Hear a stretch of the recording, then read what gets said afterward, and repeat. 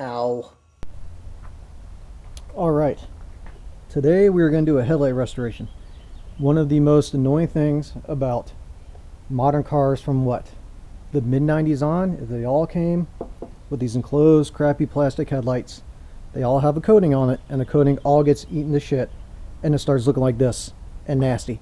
Yes. So what we're going to do is we're going to use this 3M headlight restoration kit, name over there, and we're going to essentially sand this all down, multiple steps, buff it out and polish it, and then it'll be nice and pretty good to go. So what you need for this job is this kit. This one works for a drill, so if you get this kit you will need just a standard handheld drill. They also sell a version of this kit that's like 10 bucks cheaper, that it comes with a hand held thing for you to polish it with. If you want to do that, go ahead. I have a drill, so why not spend money on it. You're going to want low adhesion tape. They say use automotive tape. I have just regular painter's tape. You don't want anything like duct tape or anything like that because it can rip off the paint on your car. If your paint is in some way bad to where it's chipping or something like that, you're not going to be able to use tape. You'll probably just have to pull the headlight out. If for whatever reason you can't really get to the headlight nicely, you'll probably have to pull that out as well. Need that. You'll need water. You'll need some paper towels and a cloth to polish it with. To start, you're going to clean off the lens, make sure you get all the junk off of it, and then I'm going to tape it up. So let me go ahead and do that, and I'll be right back. Okay, I've got this side and other side all taped up because the other one also needs to be done. If you're going to do one, do them both. The other side is not nearly as bad as this one though. So when it comes to restoring headlights, there's many different ways you can do it. If you have an orbital polisher or something, you can do it. It uses various states of polishing compound. The process is still the same. You're sanding down, and then you're going to a higher grit sandpaper, which is a smoother sandpaper. It means more amount of grit per little portion of the pad. So if you see like a 50 grit, it has really big chunks because you can only fit 50 pieces of grit to the pad itself here. And then higher, 100, you're getting twice as much. 500, you're getting 5 times as much as 100, something like that. So you start it with a lower number, work your way to a bigger number. You sand your way across. Once you get it all nice and kind of on the first stage here with this 500, we're going to get for like a all frosted look, and then we'll step up to the next pad. A few things to keep in mind. This kit works for standard drill from like 12 to 1600 RPMs. This is 1600 RPMs max drill, so we're good to go. If it's too high of a drill, it's spinning too fast and it's building up too much heat, and you can melt your plastic. Also, you need to keep moving with minimal pressure. If you stay in one spot or you push down too much, it will also melt the plastic, put big gouges in it. If you notice that it isn't cleaning up as well as you would like, that means your pad's probably all gummed up, time to replace it. So you're not going to hold this flat. You're going to kind of hold it at a slight angle and move back and forth big passes.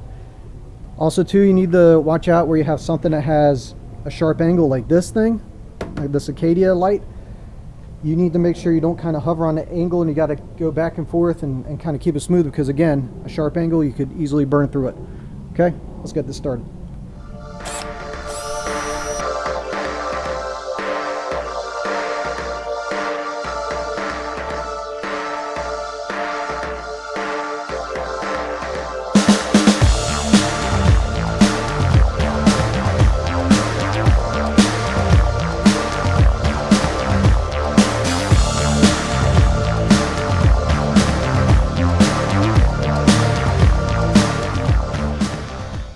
Clean it off as you go. Try not to breathe this stuff in, obviously. I got a couple of missed spaces, so I'm going to go over it again.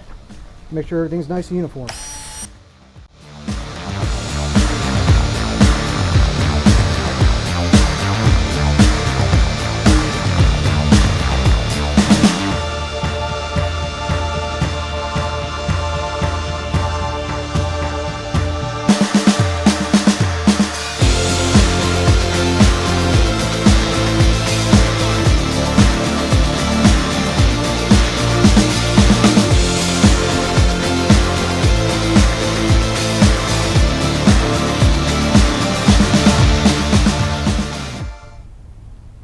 Okay, now you may be thinking that looks kind of like crap. Well, that's the point. We got to get all the junk off of it, Now we're going to progress on going up to finer grains to get rid of these sanding scratches. So that's what the pad looks like after sanding that. So now we're going to switch up to the next pad, which I believe is a 800 for this kit.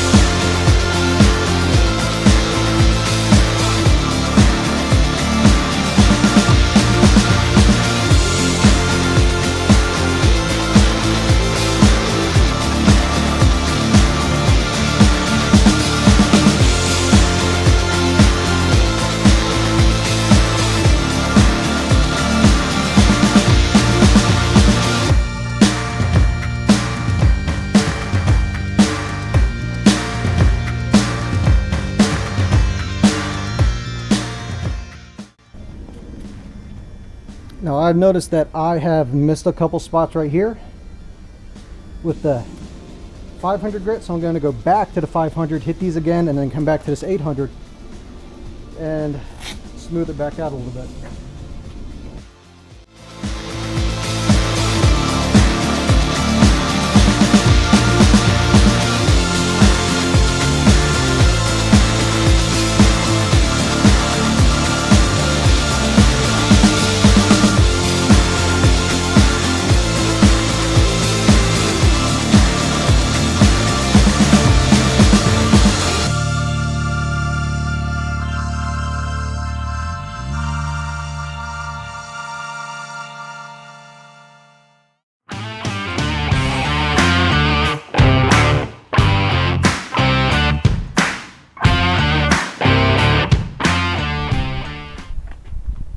Okay, so as you can see, if the steps as you're going don't kind of work out as you're thinking, you can always go back and just redo the previous step again.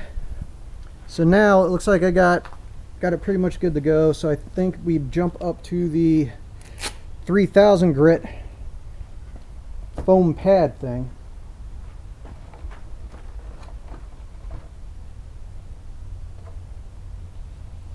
And this is where you should really start seeing a difference. This is a wet pad, so the directions say to use a squirt bottle if you have a squirt bottle. I don't have a squirt bottle, so it's going to drip some water, clean water, not the water you use to get all the junk off this stuff. I'm going to drip some clean water onto this pad and the light and go with it, and just make sure that you keep the pad wet the entire time you're doing it.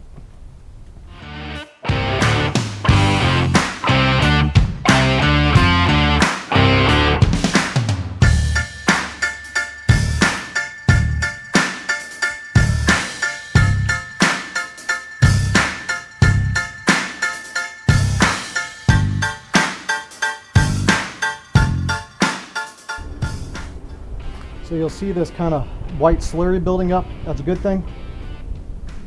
That means it's getting all the grooves and valleys out from the previous steps.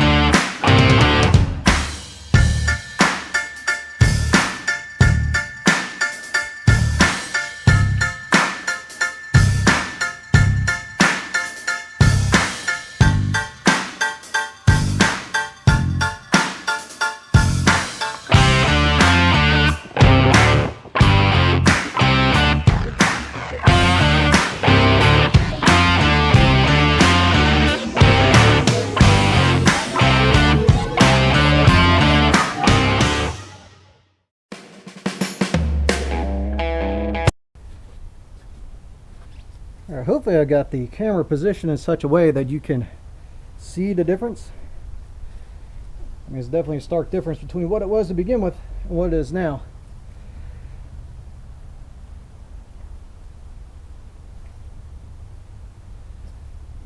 Okay, so now final step.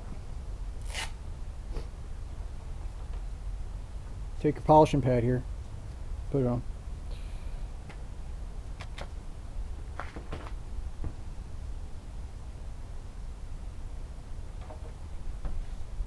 We have polishing compound.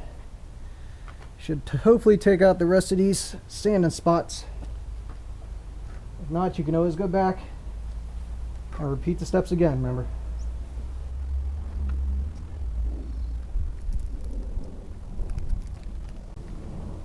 We squeeze about a dime size bit on the pad. Let's get behind the camera for this.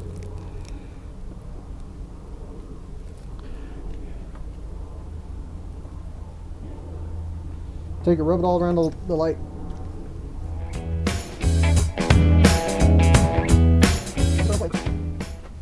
The reason you rub it on the light is to try and keep it from flying all over the place.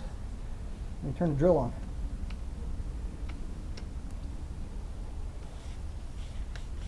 Alright.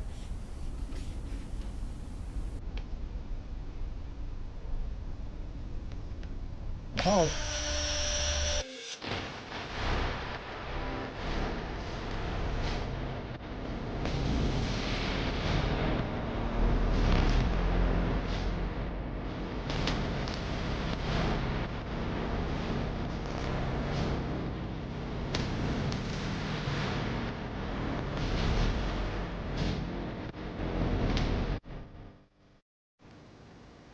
Take a clean rag above it.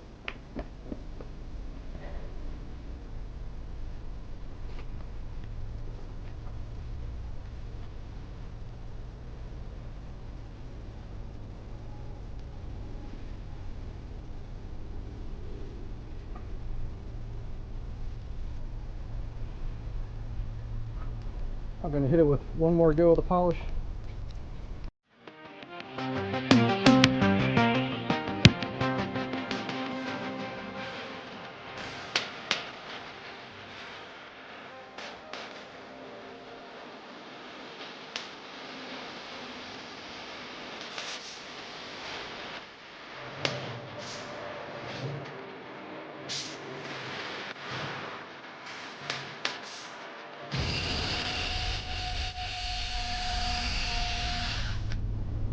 Well, the drill died. Other battery's charging. This one wasn't charged all the way, so looks like I finished up. It's good timing.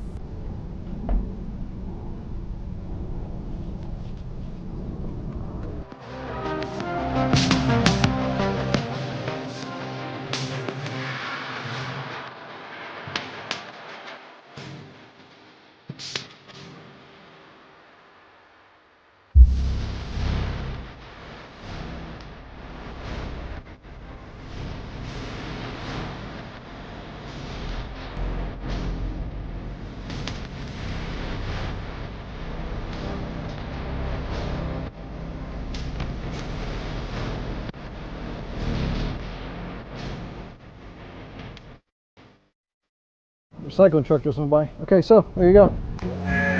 Makes a mess of everything else. Makes a mess out of me. My shirt is ruined. But yeah. So after you finish doing this, you're going to want to protect this because the coating that was on here that made it look like ash to begin with, you've taken that all off.